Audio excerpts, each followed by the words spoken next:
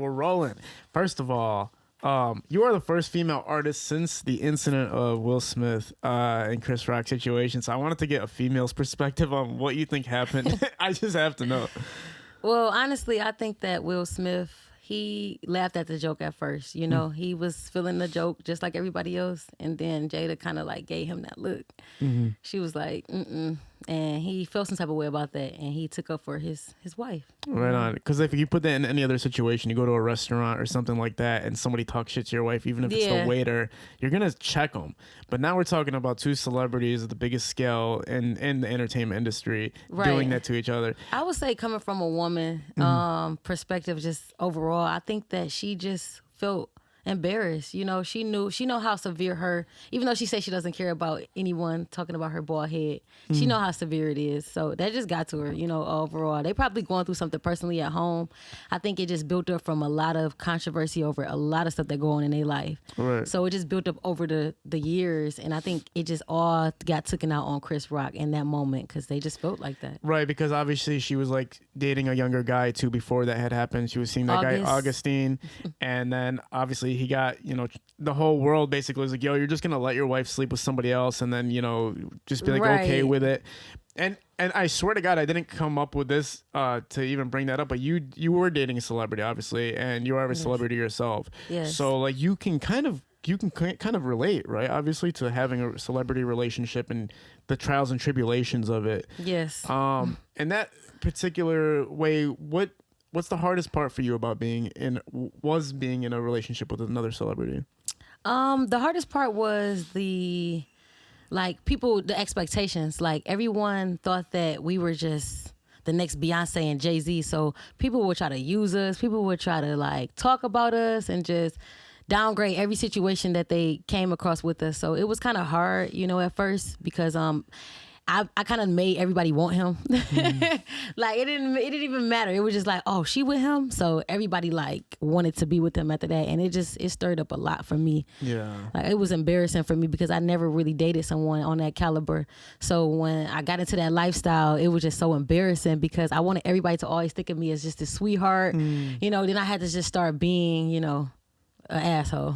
Right, because you're trying to defend like something. I was defending a lot with us. We were going through a lot with he was a little abusive at first. So it was known. It was public. Okay. And a scene got out, a video got out, and Juju on that beat, we was at a studio with him one day and something happened and he seen it. He was just like, whoa.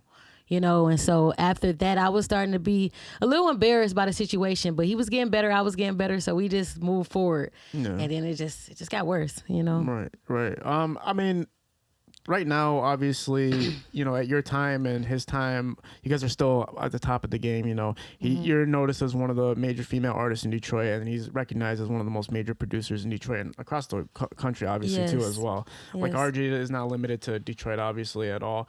Do you feel like right now you're getting the reciprocation you deserve as an upcoming but yet still successful Detroit female artist?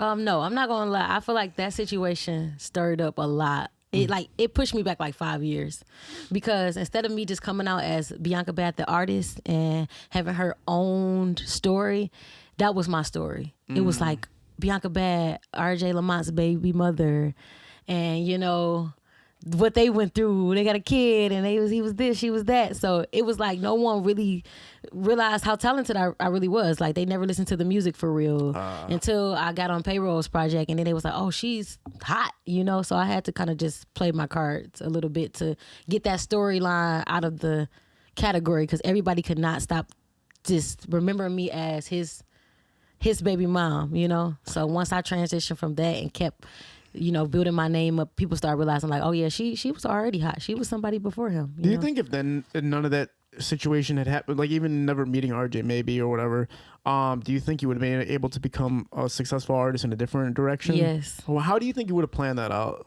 I think that if I just didn't come out the gate like, this is RJ Lamont's girl and this is her, and then we had a baby obviously, so RJ Lamont's baby mom, and I just feel like people would have just respected me as Biance Badd. Like they would have just got to know me for who I was versus, you know, I may not like how you mentioned earlier, like, hey, I was hesitant of doing an interview with you because I didn't want to mix up both parties, you know. So a lot of people do that to me. A lot of people be like, I don't want to work with you because I work with your child's father. I don't want nothing to seem funny. You know, people are very loyal. So it kind of messed up a lot of opportunities for me, especially with producers and like rappers that he produced for.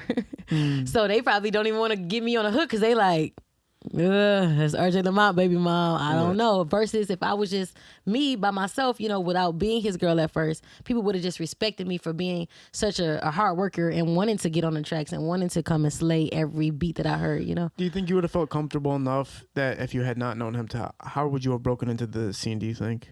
Well, it was easy because that's how it happened before him. I was living in Lansing. I was going to college for music. Commercial music is what I studied. And at the time, 107.5, they contacted me. They said, hey, we want you to come down for an interview.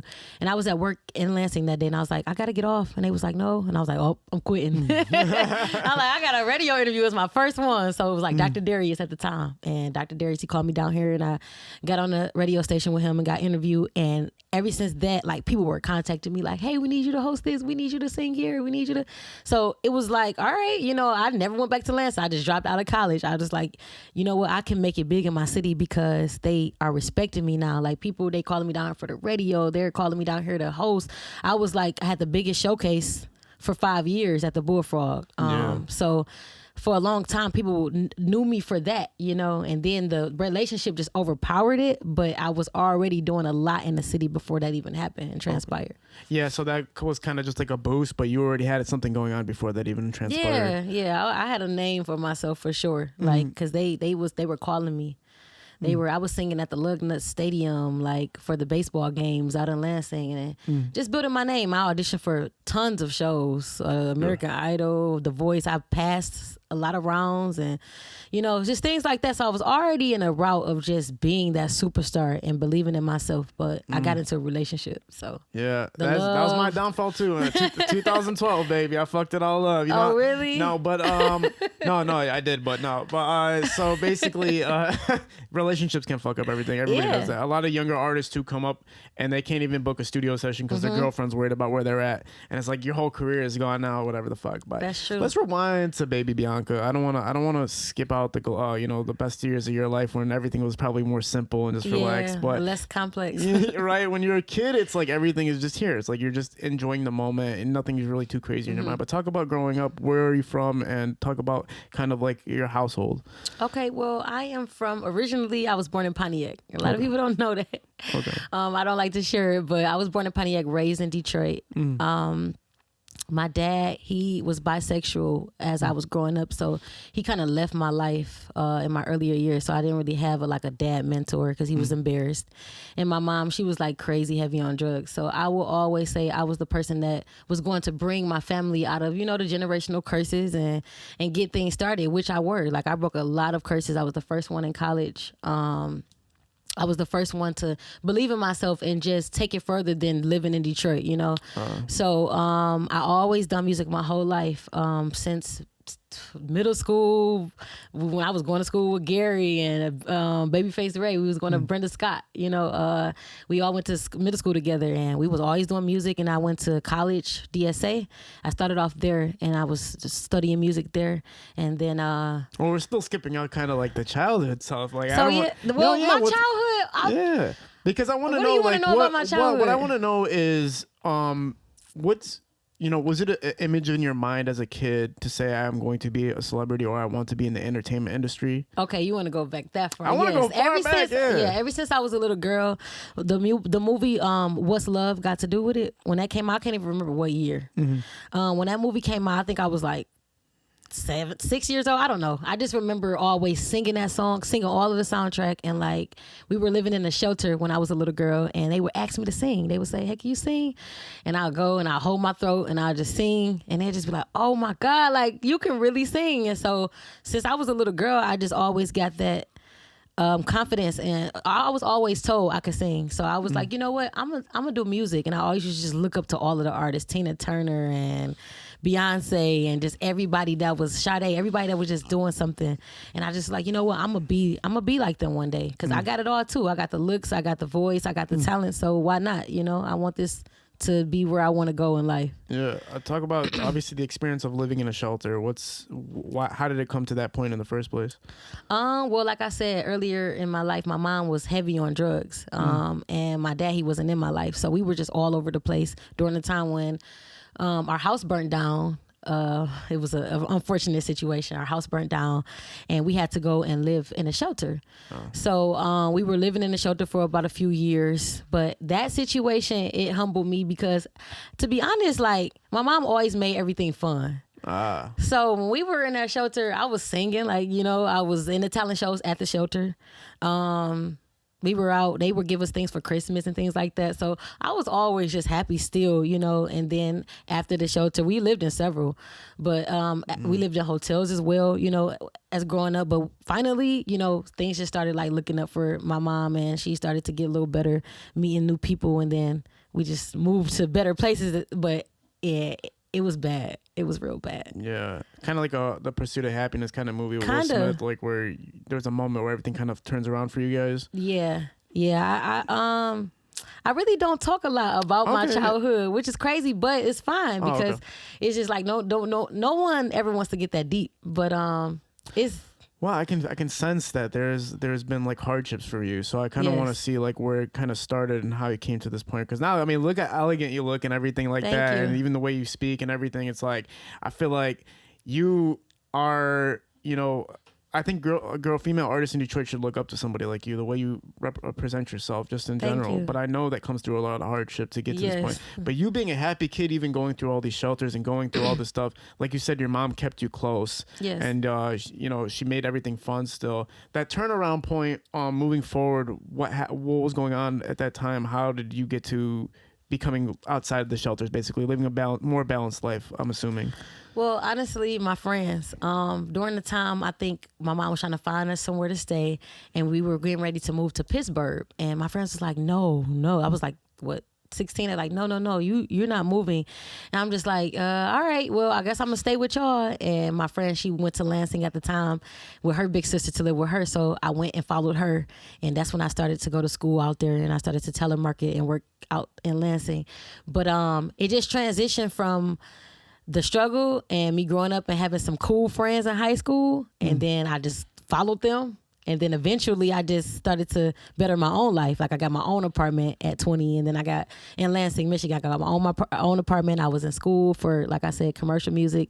And then I was just doing everything I could possible. So it just transitioned. I just made it happen for me. I was like, you know what? I gotta make something work. I cannot be stuck, you know, in Detroit. So after years and years of like struggling, it just finally kind of just turned around, like probably after high school. When I graduated from high school and was able to make my own decisions, that's when I started to just when you're seeing your female friends, that I'm sure some of them took the opposite route. I'm sure like the friends that you maybe had when things were going wrong are still kind of maybe not at that level of, you know, turning their life around. For the young women obviously watching this, what's that decision that you have to make to live, you know, solely on your own and take responsibility for yourself versus, you know, maybe things aren't working out for you as much and you're just living that other lifestyle? Well, first off, you got to have some type of like moral. I believe that if you believe in something, then you just won't fall for anything.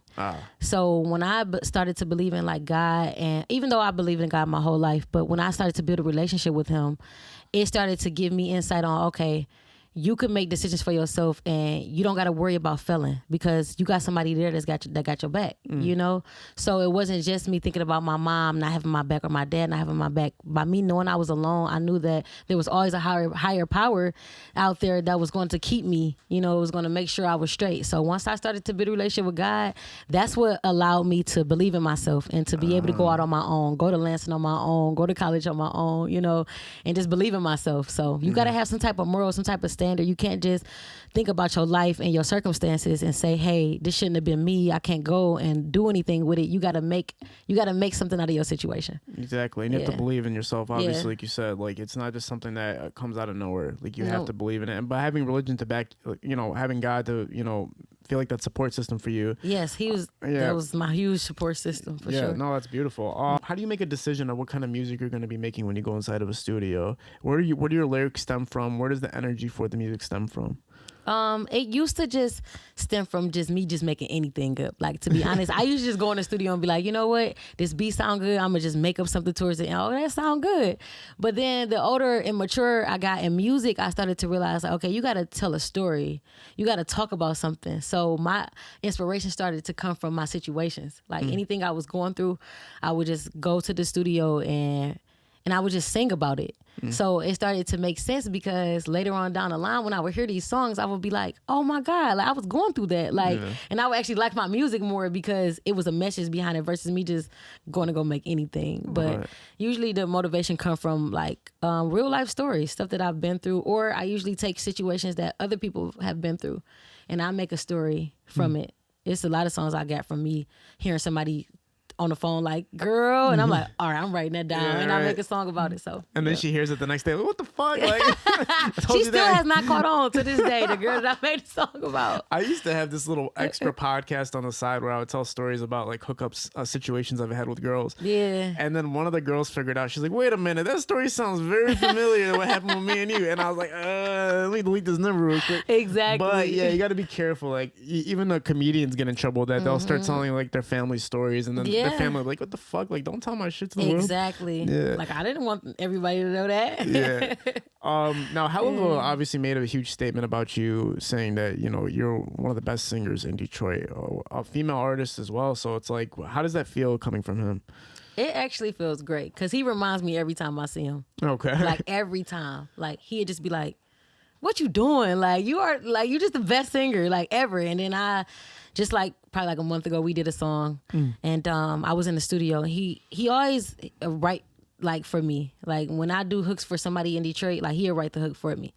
So when he wrote it and he told me to sing it, he always be like, I don't ever have to tell you twice. You just know exactly what to say. You know exactly what to do. Like, and I cannot get that out of no other female. Yeah. Like, and he just loves it. He just be like, you are like literally the best. I don't care what nobody say. So I just be like, okay, well, thank you for believing in me like that. Because there's a difference, right? Like technically you're musically trained, right? Yes. So you understand theory. Yeah, theory, and for then sure. and then when you're dealing with Helluva, who's a mastermind in theory, it's like he respects the fact that you understand what the fuck's going on. Because a lot of artists will come in the studio and just spit on the mic, but they don't know what they're really doing. They just know this is just what works. So having somebody technically inclined changes everything. But talk about working with him. What's the experience working like with Helluva?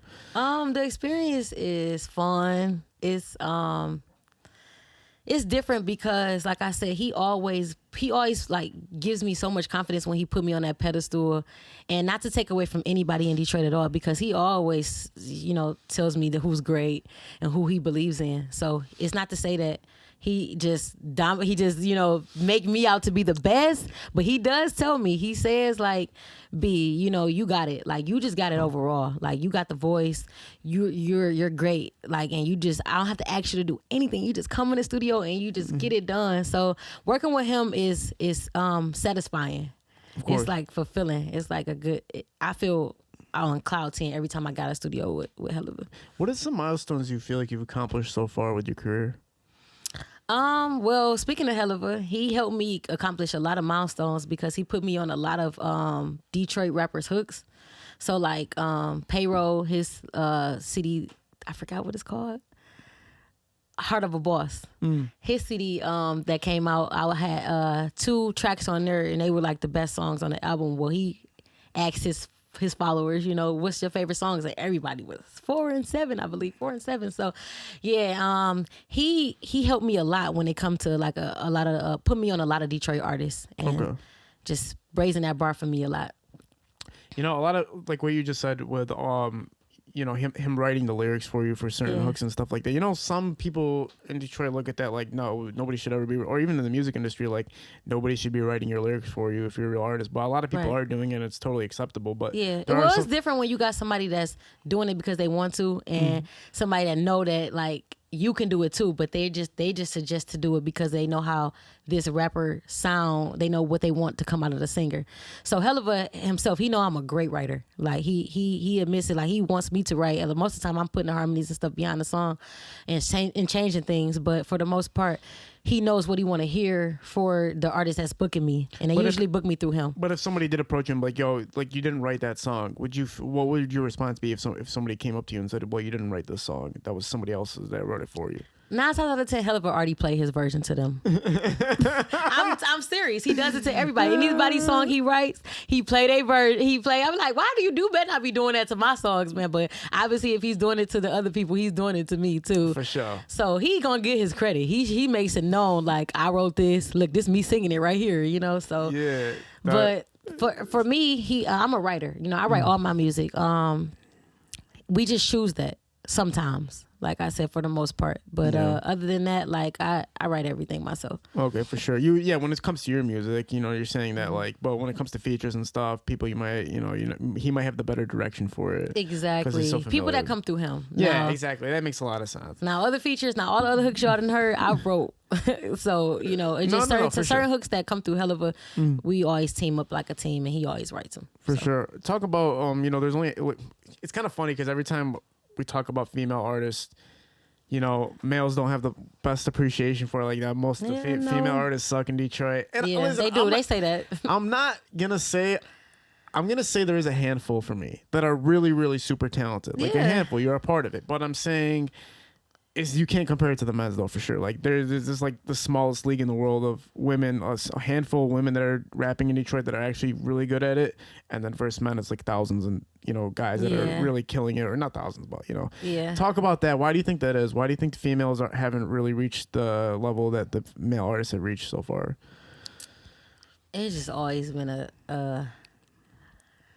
it's always been like a dominant industry when it comes to males over females, because like ever since I've been doing music, it's always seemed like the males just overpowered the industry so much when it comes to like the rapping or videos or just anything like that. Like men just always seem to overpower us. It's like it's just more of them, period.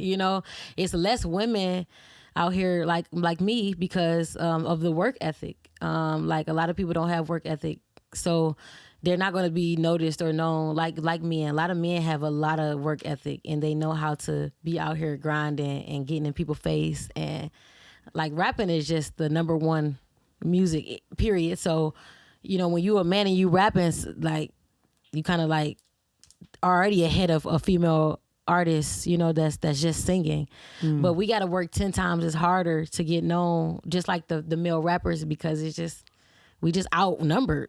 To be honest, we're outnumbered. It's not a lot of female singers, especially in Detroit. It's like a very limited amount. Yeah, it's a limited amount for sure. Yeah, but the ones that are standing out, obviously, like they kill it. But are there any female artists that you do look at and go like, I really, really respect her grind right now and the material she puts out? I respect any female artist in Detroit that's out here grinding and out here trying to make a way. I respect you. If you out here. Yeah, I respect you. Okay, I'm not gonna say no names, but I just respect. I was gonna get right past it. I was like, because you need to be the only one they know about. Exactly. It's like, no, but seriously, there's no other podcast in Detroit besides this podcast. This is the only podcast that there is, and I'm the only Biance Badd, and she's the only one on it. That's a female rap from Detroit. Yeah. Fashion sense, and obviously putting yourself out as a female artist is a huge thing. Where does your fashion sense come from? Myself, really, I've always been like this half-dressed, artist or woman, as you could say. So I just usually go off of what I like, and then sometimes I look up to my peers, like female artists. Like sometimes I like what they're doing, and I be like, okay, I'll take some of the twists and add my own, things like that. But for the most part, my fashion sense comes from me. It comes from my creativeness. No, that's cool. Yeah, I'm still working on that myself. Really? I mean, what's going on? What do we really got going on here? Like, what's happening? I'm pretty sure this doesn't make any sense right now. I also wanted to touch on. I didn't want to go back into it, but it is kind of important. Okay. You and RJ right now, not being together, still people. I think people still don't know exactly why or whatever. But can you kind of break into why it just didn't end up working out between you guys? We just didn't work out. Okay. We grew up. It was a lot of pressure on us in the beginning because we were like the first, top couple in well, I'm not gonna say the first, but it was just for my generation, from people that's looking up to us. They look at us like, oh, y'all the first people that got together, and now we want to do it. So it was a lot of pressure on us. So I decided to just leave it alone, and I think he did too. When I got pregnant, it was just like, all right. It went too far after that. And then we took responsibilities as parents, decided to, keep our child. And it actually worked out better that way because our relationship is way stronger now versus when we were together. We could co-parent. We co-parent great. It wasn't like that. It wasn't always like that. Yeah. It was ridiculous on social media. People thought that we were going to kill each other. How bad it was. It would go back and forth, back and forth, back and forth, child custody through court, so... Now we're in a good space, and it just didn't work out because, like I said, we were just in a bad space at that time. It was just a bad space. There's too much going on. What does it feel like? Because some of these relationships on the internet are fake. Obviously, sometimes two stars will get together like this is gonna help brand both of us, and then either they end up falling in love and it fucks everything up even more, or it's just all bullshit. But what does it feel like to really be in a relationship with somebody that you really care about and you really love, and then somebody might come on Instagram and say like, or social media saying this is all bullshit or whatever? How does that feel to you, like seeing that? Did it matter? It sucked because I think that's what made him feel the way he was feeling, because I was like all in, wrapped up, but so many rappers and just so many people were getting his mind about things. Like, I'm a sexy female artist and I do live stage shows where I will give out lap dances, and somebody would come tell him like, that's your girl that just gave out that lap dance, that would get in his brain. He would be so confused on should I be this hard person or should I just let her do her? And he didn't know how to differentiate that. He didn't know how to let me be that artist still, and I think a lot of men go through that, when they're dating somebody that's on the same, in the same caliber as them. It was hard for him to accept that, so at a time I stopped doing music. I was like, you know what, let's just focus on you. Let's just get this money. Let's just put it all in you. Let's just keep building your name up, because then I'll be able to just follow after that. And that wasn't the smartest thing to do. So after just stopping everything I was doing and allowing him to take the full control, it kind of just made things be a little unbalanced. So right. It sounds very difficult. It was very difficult. I just wish we knew better, because now the things we know now, is way different than the things we knew then. No, the same thing. Like when me and my girlfriend dated for 7 years, we broke up, and now for some reason we're closer now than we were before. Yes. Well, there's no like sexual stuff or anything. It's just like personality, person to person. It's person crazy. to person. It's weird. Like sometimes when you just separate, it's like things come together more.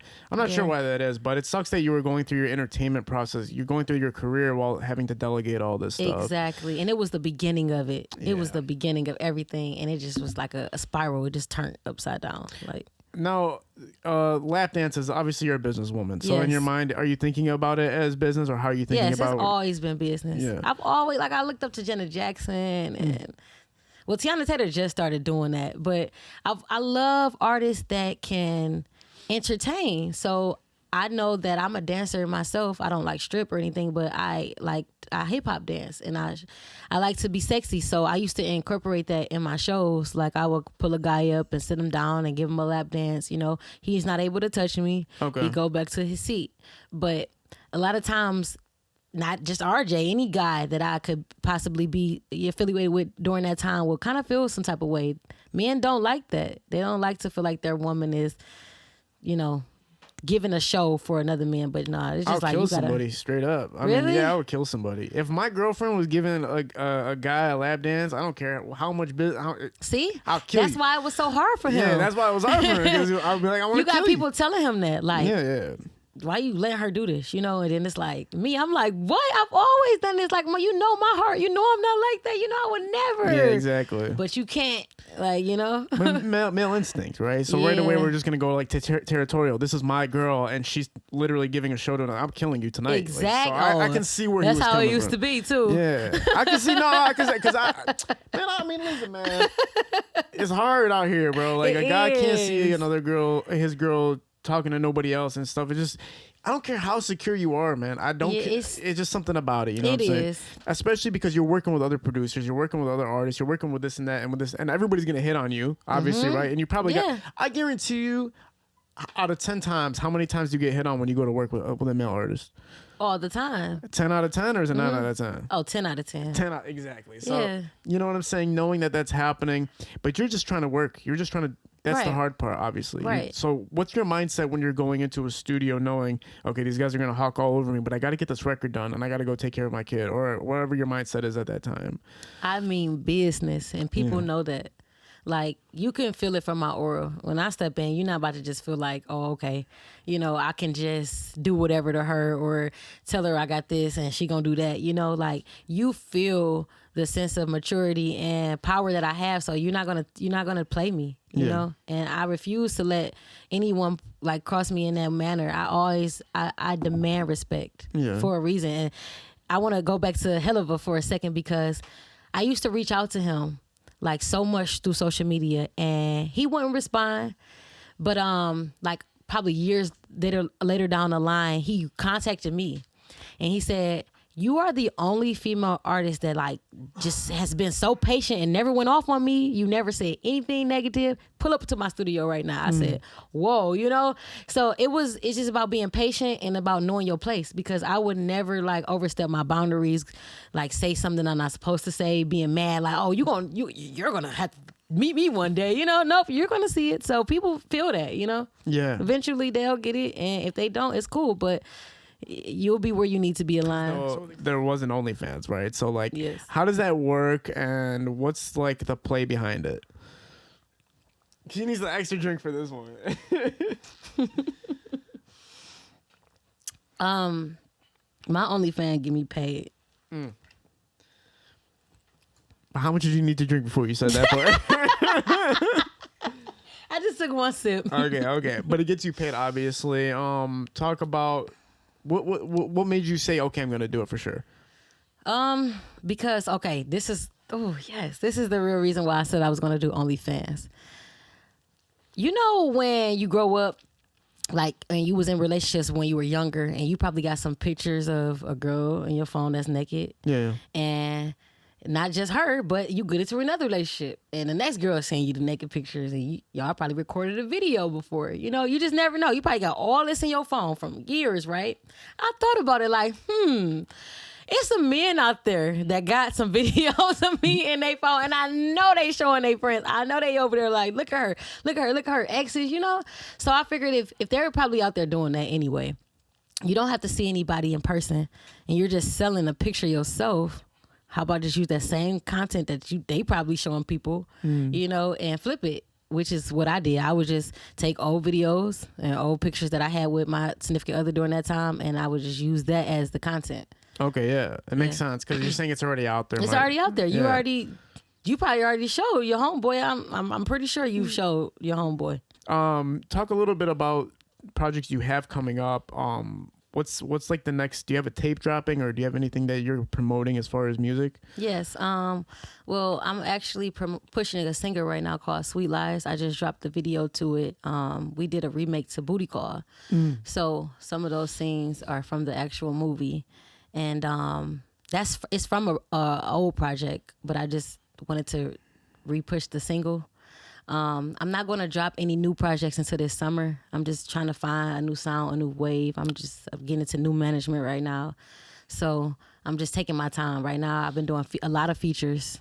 And pushing the Sweet Lies song that's out right now. Okay, cool. Having a daughter, like, are you open about talking about your daughter or anything like that? Yes. My thing is like this, and I never wanted to say this like publicly about people, but like I don't like when people put their kids on social media for some reason. How do you Is that do you ever put, I don't think I ever seen her really on your page or anything like that. Yeah, I limit it. A lot of people get mad at that. Like, why you never post your daughter? I know you got a daughter. You know, it's like, why would I keep posting her on here? Like, I don't even want her to have social media. So it's like, until she able to decide that on her own, I'm not about to just create that for her. Like, was it created for you before you was born? So why is that the new wave? Me and you literally have the exact same way of explaining that. Like, that's exactly what I would have said. Like 100% what I would have said. Like, let the kid, like, if the kid can't make a decision if they want to be on social media, if they don't even have the cognitive ability, don't fucking put them on social media. Like, how are they already? I got this new drip on. They don't know what the hell they got on. That's the thing. I don't even post. I had it to the point where I don't even post my dog on social media because I'm like, I want that just to be us. Like, that's our thing. Yeah. Like, you are with me. Just let this be this moment. But with kids, it's like even a crazier level where it's like they don't even know what's going on right now. On top of that, the world doesn't really need to know about the kid. You know what I'm saying? Like, they don't. I think it's just unfair at that point. Like, they don't have the decision. Very unfair. They don't have the decision at all. But it is like a huge part of, okay, so you and RJ have a kid, and that's like another bond that it's a whole new topic now. Like, oh shit, like they have a kid together. You know what I'm saying? Yes. Talk about how that sucked because it's like that's your child at that point. Exactly. You know what I'm saying? Exactly. Well, she actually made us just be stronger at the end of the day because when you have a kid, it changes everything. At first, it was looking like, okay, she's not going to change nothing at this point because our minds were just so sucked into, we hate each other. But then after she began to get older, you know, it was like, this is not it, you know. So she really changed a lot. I don't like posting her as much because people do know like that we had that child together. So people will try to be like weird about it and go and date him just to be around my child, you know, just weird stuff. So I'm like, I'm gonna just keep my child to myself. You know, I don't know. I'm real stingy with her. I hate that everybody. Riley, like, how you know my baby? Because you've seen her on social media. Oh, he posts her, you know, so. Yeah. No, but dealing with that, obviously, that was probably a harder part of that whole experience as well. Reciprocation in Detroit, like you said, you don't feel like it's really, you're not getting hit as much as you wish you were with the reciprocation from Detroit. Do you feel like there's any new approach that you're going to take, or do you feel like there's something that should change in the industry that a lot of female artists come on saying the same thing. Like, they're saying like there's just something happening that doesn't make any sense. Like we're talented, we got the skills, we have the ability. We're in the United States. If you compare us to other female rappers, we're fucking great. Why aren't we on that top 15 list when they post those? Who's the top 15 rappers or artists in Detroit right now? Like, why is there 15 guys, not one girl sometimes? Create your own lane for it. That's how I feel, you know, because most of the times these men, they just made that up themselves. Or they just got some type of lane that they're going down, so they making it look so hype. But I guarantee you, if I made a post saying top 15 R&B / female rappers, you know, like, that's just what it's gonna be. You know, you create your own lane and for how you want it to go. We just got to start knowing how to grab the ball and put it in our court. Because the more you say, oh, it's gonna always be a male-dominated industry and they're gonna always outpower us, but it's like, okay, what are you doing to make it not that, you know? So you just got to take that initiative and start going inside these rooms and breaking the doors. Like, okay, y'all all males in here, but I'm about to come here and I'm about to kill it, you know? So you just gotta be that one female out of 100 to just tap into everything. If you could tell anybody who's new to listening to you what song that they should check out from you to grasp a hold of who you are, or do you think it'd give the best chance for them to become a fan, what song would you tell them to play? To be honest, see, it's so hard. It's so hard to say that because I'm such a versatile artist and I love when I make love songs or sex songs or, you know, songs that you can relate to. But people will know me best through the song that Helluva produced, and it's called Why You Acting Like a Bitch. It describes a lot of my personality because I'm a very dominant female and I don't like men that act like women. So I talked about that a lot in this record, and you could kind of get to know my personality a lot through this record. You know what sucks though about that perspective that like for me, like I've dated a lot of girls and I noticed like if I ever say anything about anything, it's like the conversation. Anything about anything. Yeah, Get like out of here. No, I'm serious. The conversation ends there. It's like she could tell me her whole problem for like 8 hours. Yeah. And I'm like, man, I was at work today, and she's already like out the door. Like, what? Oh, no. Not literally, but I'm just saying I know what like, you're saying. yeah, like they just check out once you start talking. And I think a lot of men like they had like the men's mental awareness month at one point where they're like, yo, men go through shit too, right? Like, so women are not really considering that. But for you, like you're saying, you're more of a dominant, and you don't like hearing bullshit emotions or anything. Or what's your perspective on it? What's your perspective on what you mean with that song? Sorry, I just don't like men that act like women. They have female traits. Okay. More than women have female traits. Now you can have female traits. At the end of the day, like you gonna have some type of femininity to you if you're a man.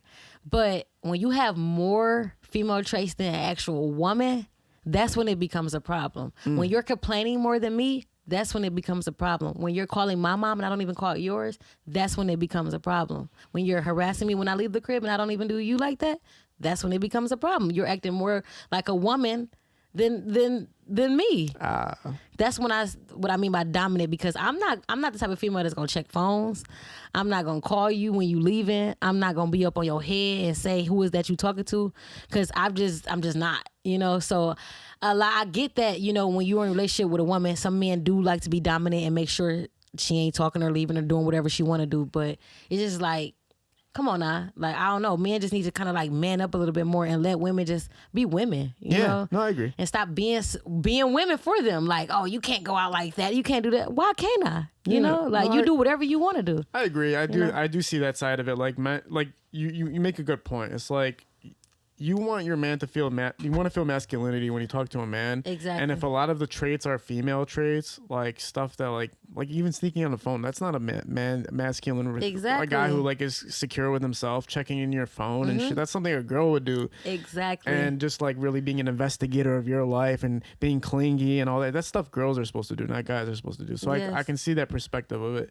I see it, and I see how people turn into that. Like maybe you start dating a guy, and at first he shows that masculinity, but then all of a sudden all the emotional shit comes out, and then which is not a bad thing. It's just like how you're portraying it, you know. Because I love men that can't, that can't get in touch with their feminine side, and that can like. Well, no, reset that. Hold up. You love men that can get in touch with their feminine side. Yeah, but not having more than a woman. That's what I said. Okay, like you can't carry it more than what a woman is doing. You know, I can understand if you calling me and you like, babe, I miss you. You've been out all night. Like, okay, that's getting in touch with your, because men don't do that.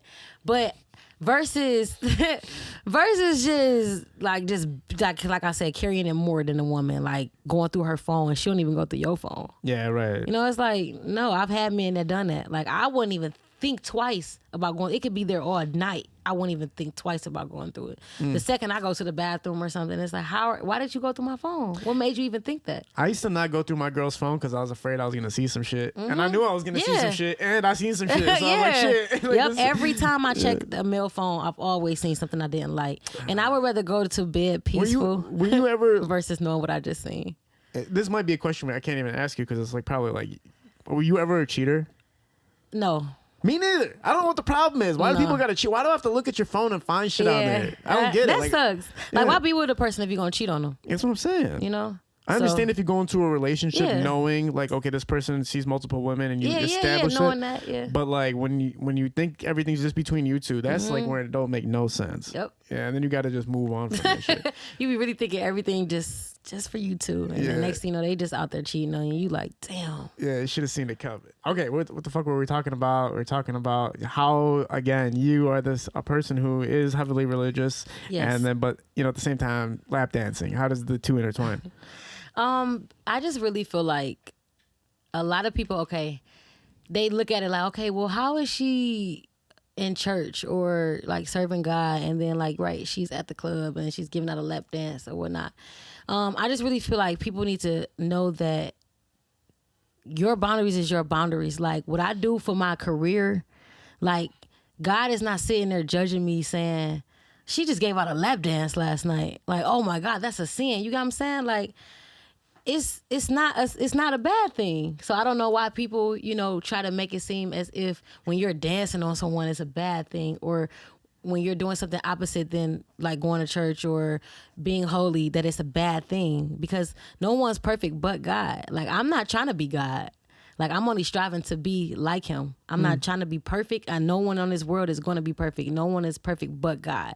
So if I'm out here doing what I do, and I do sin sometimes, I'm repenting. I'm getting on my knees and I'm praying. I'm saying, Lord, please forgive me. But at the end of the day, you know my heart. You know what I got to do. You know who I got to entertain. So just rock with me. If you don't want me to do it, take it away from me. Has he took it away? No.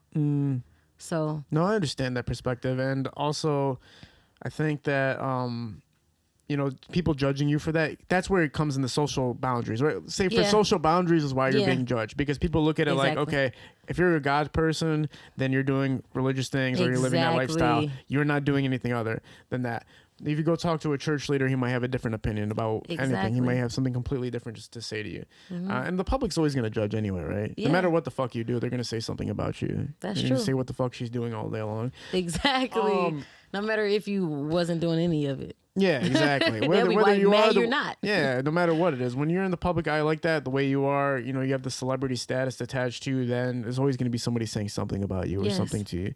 Yes. How do you manage that going on further, that even with the relationship stuff that happened, even with maybe having that kind of conflict, that religion thing mixed with doing that, like how do you handle all of that? To be honest, I ignore it, because the same people that's saying stuff about why is she going to church, and then she's probably like twerking on Instagram the next day, the same people that's doing that, they don't even have nothing to look up to. Like, not saying, like, some people don't, I can understand not being a religious person, but like what do you believe in? Like, so you wake up every morning, you don't know who's waking you up, like you just living life. Like, I believe that when I wake up in the morning, God woke me up. He gave me my breath. Like, he's taking me to the, like, he's leading me on my way. So most people that just wake up and don't care about life, they're going to always say something. Anyways, I care about life. I'm not going to talk about nobody all day. I'm not about to sit up here and criticize nobody, because at the end of the day, I'm only worried about me and bettering myself. So if everybody else was like that and just bettering themselves, it wouldn't be about, oh, she's doing this on Sunday and then she's doing this on Monday. It'd be about, what are you doing on Sunday? Do you even acknowledge God? Yeah. So at least I'm taking the time to acknowledge him, through heaven and hell. I'm taking the time to acknowledge him through the good and the bad, know. But you're not even going to acknowledge him. So I be talked about all day. God was talked about, criticized too. So I'd rather be talked about for at least halfway, I guess, being in a good religion, or just not. I just rather be talked about regardless, because at the end of the day, I'm gonna always put God first. 100%. So if I'm on Instagram twerking the next day, just know that night I've said a prayer. Yeah, right. I woke up that morning and I thank God that I was able to twerk. I'm thanking him that I was able to twerk. Yeah, so some people can't even twerk. Talk about, you've accomplished a lot. You've been to a lot of major events and performed. Like, talk about Summer Jams a little bit. Talk about how the opportunity came and the experience itself. I had a virtual show during the coronavirus, whatever that time was, when the pandemic. The pandemic, that's the words for it. During the pandemic, I set up a virtual reality concert at the Hilltop. And I had who I believe was like, doing things in the city, radio producers, coordinators, just anybody that was moving, I invited them. And they watched the show, and someone from the radio station was there, and they was like, "Oh my God, you're dope. Like, why, what?" So I was like, I don't know. I've been doing this for forever. And he was actually the coordinator to 107, I think 107.5. And he was like, "Oh, we getting you on the Summer Jams this year." I said, "Don't tell me that. Are you serious?" He said, "Yeah, we getting you on the Summer Jams this year." So they fought for it for a while, because every time we would contact the man, but we like, "What's going on? I thought I was getting on the Summer Jams this year." My management, they wouldn't contact us back. But like 4 days before the Summer Jams, well, actually a week before the Summer Jams, I lost my dad. Oh, I'm sorry. And then they contacted me. So I feel like that was like God, it was like, all right, she needs something to get her out of this space. And I wasn't even going to go. I wasn't even going to perform. But I'm like, you know what? Let me just do this. Let me just, because you've been looking forward to this since you was, younger, thinking you going to perform on the summer jams, So that was like a dream come true to me, regardless of anybody like downplaying and say, hey, it's just a summer jams. But it was like, no, summer jams is a big deal. Even if you look, it's considered one of the biggest, especially around here, like it's one of the like major artists perform there all the time, and some people blow their names up performing there. Yeah. So obviously it's a huge deal. Anybody downplaying it, obviously, just what it always is. At the end of the day, yeah. It was definitely a humbling experience. I was able to open up the show, so it was dope. Yeah. It was dope.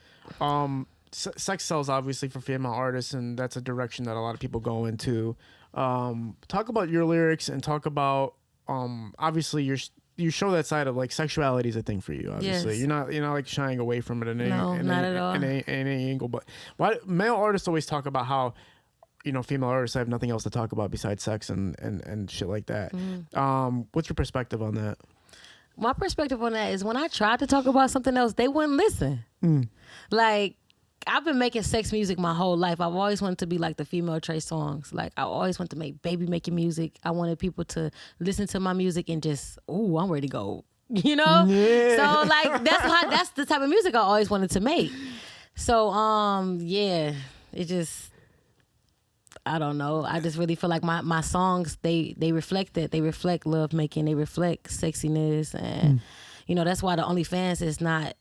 It doesn't not make sense, because I mean that's all I talk about is bang bang to train. Right? Say that, but it's just like it just makes sense. I've always been a sexual singer, but when I do talk about a lot of like real stuff, I do talk about a lot of like loving moments and what I've been through. I talk about what I've been through as a kid in songs and things like that. But that whole project, I don't even think it'd get over 1,000 streams. People don't, but they love to hear the other stuff. So I don't know. It just depends on where you at in your life right now, how you can promote your music and what people want to listen to at the time. No, yeah, 100%. No, that's a good outlook on that too. And I think a lot of artists that look at, I'm gonna clip that part out and post that, because I think it's very important for people to kind of see that blueprint a little bit. And I think a lot of people are misinformed about how this all works and the structure, but it seems like you understand it all. Oh, yeah. I mean, obviously you've been surrounded by musical geniuses for a good while now, and getting all the wealth of knowledge you can possibly get. Yes. Looking at your Instagram for a quick second, like, this is just a question. Turning off like the likes and stuff like that, when you have insanely good engagement anyway, it's like people are tapping in and people are showing love. Yes. What's the feeling behind turning off the likes? It's like a new feature from Instagram, but I'm kind of trying to understand why people do it. It's amazing. But why do you? What is it though? What is it about turning off the likes for you? It makes people like the picture because they don't see how many people liked it. So they initially like it because they know they like it anyway, and so they don't feel like their like is being counted because they can't see. So once you do go and put back the likes on the picture, you see like, whoa. Damn, that's actually some heat. that's free game, bro. That's definitely free game. No, you're right though, because if you look at it, there are some that are on, and then it's like 800,000 and thousands of likes. But then you look at like, I might have to steal that from you. I'm not gonna lie. It's definitely a good technique. Yeah, that's actually heat. I'm not gonna lie to you. Did somebody teach you that? Did somebody tell you no, like that? I just figured it out. I just assume, like, hey, if I take the likes off, they're gonna like it anyway. Because I remember one day I was just strolling down Instagram, and I used to just like everybody's stuff. And then one day I liked somebody's stuff, and I'm like, oh, I couldn't even tell that I liked the page. I'm like, okay, cool. And I went on their page, and they undid the likes, and it was like thousands of likes. But I don't know when I liked that picture, but I seen my name, like, you liked it, So it's just that because they had the likes off, I didn't know when I liked it. I just was liking everything, Yeah. Talk about, to kind of put things in perspective for everybody who's watching this right now, who is Biance Badd? Biance Badd, first off, Badd stands for brave, ambitious, dedicated, determined, okay?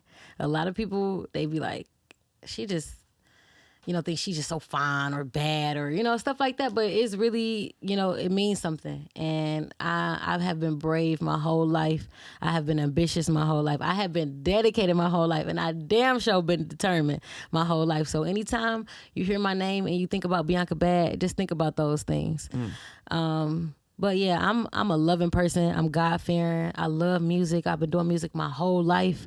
I'm actually getting into other passions right now, but music is always going to be my first love, and I'm going to always dominate that scene.